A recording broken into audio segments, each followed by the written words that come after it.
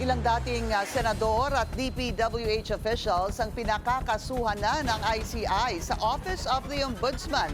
Sino-sino kaya sila? Narito ang agenda report ni Ian Maghanoy live mula sa ICI headquarters sa Taguig. Ian. Pinky, may mga bagong batch na mga mambabatas at mga opisyal ng Department of Public Works and Highways na nais pakasuhan ng Independent Commission for Infrastructure sa Office of the Ombudsman. Kabilang dyan ay sina former Senator Bong Revilla Jr., Maynard Ngu at 8 iba pa na pawang mahaharap sa kasong direct bribery, plunder at administrative complaint. Pinakakasuhan din base sa mga bagong nakalap na ebidensya si former Public Works Chief Manny Bonoan, former Undersecretaries Catalina Cabral at Roberto Bernardo, former Ako Bicol Party List Representative Zaldico, Commission on Audit Commissioner Mario Lipana at ang tinatawag na BGC Boys na sina Henry Alcantara, Bryce Hernandez at JP Mendoza. Pinakakasuhan din si Senators Chis Escudero at Mark Villar at mga dating senador na sina Nancy Binay at Grace Poe. Ngayong araw din humarap sa ICI sina Pasig City Congressman Roman Romulo at Bulacan 1st District Representative Danny Domingo. Pero kung kahapon ay binuksan sa publiko ang pagdinig, hindi ito nangyari ngayon dahil humiling ng executive session ang dalawang mambabatas. The information that will be provided by the good congressman at this point would potentially put the life and safety of an individual, particularly the good congressman's life and safety, in danger, Your Honors. Kapwa itinuro si Romulo at Domingo ng tinaguriang flood control royalty na sina Sara at Curly Discaya at ng BGC Boys na umano'y nakikinabang umano sa 10 to 25% na kickback sa manumalyang flood control projects. Maring itinanggi ni Romulo na kilala niya ang Discaya couple at tangi ang DPWH lang daw ang humahawak ng proyekto ng ahensya.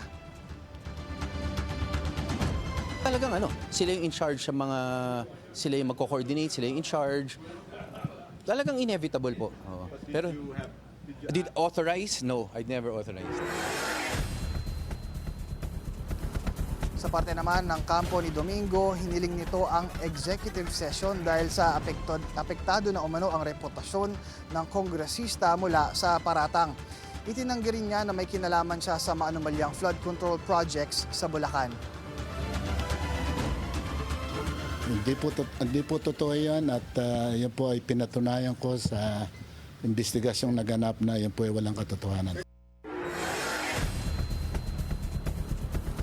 Samantala, Pinky, ay wala pa raw napipisil ang Independent Commission for Infrastructure na pwedeng pumalit para kay Department of Public Works o former Department of Public Works and Highways Chief Rogelio Singson na siyang nagsisilbing commissioner ng Independent Commission for Infrastructure matapos ang kanyang resignation. Hindi rin siya dumating ngayong araw sa tanggapan ng ICI, no? Pero ang pinakamalinaw mula sa resignation na yan ni Rogelio Singson ay magte-take effect ito ng December 15 hanggang December 31. Pero ayon kay ICI Chairman Retired Justice Andres Reyes Jr. ay kailangan pa munang na matanggap yan ng Malacanang.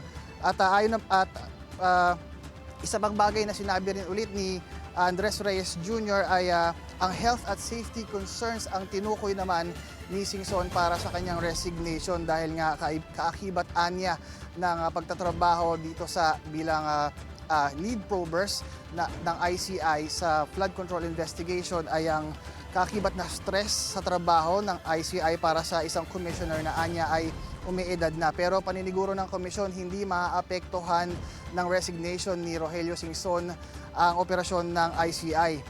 Pinky, kaugnay naman sa mga referral case laban sa mga mambabatas ay naglabas ng pahayag ang kampo ni former Senator Bong Revilla Jr. na umano'y wala silang kinalaman sa anumang anomalya sa flood control projects o flood control mess kung saan hindi umano nakatanggap ng subpoena ang kanyang kampo para magpaliwanag bago pa man dumating ang referral case na yan laban sa dating senador. Pinky? Iyan, para lang malinaw, no, si dating Senator Bong Revilla pa lang ang inirekomenda ng ICI na kasuhan. Pero yung ibang mga senador na na-mention mo kanina, recommendation to investigate further. Tama ba yon, Ian?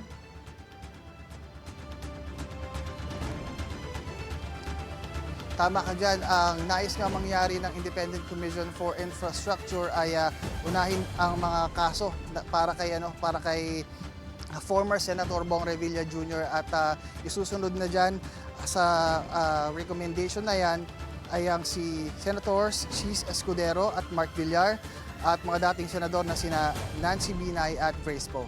Pinky? At isa na lang, Ian, yung nagpa-live, yung pumayag na mag-live, sa pagkakatanda ko, parang isa pa lang, ano? Yung iba, ay, they chose to have an executive session.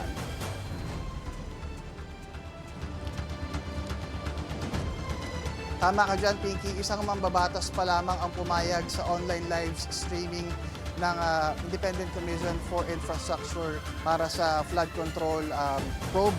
Dahil nga ang naging rason ng dalawang mambabatas kanina na si Congressman Romulo at Congressman Danilo ay masyado nang apektado ang kanilang ang kanilang standing o kanilang reputation mula sa mga public opinion na ibinabato sa kanila online. Okay.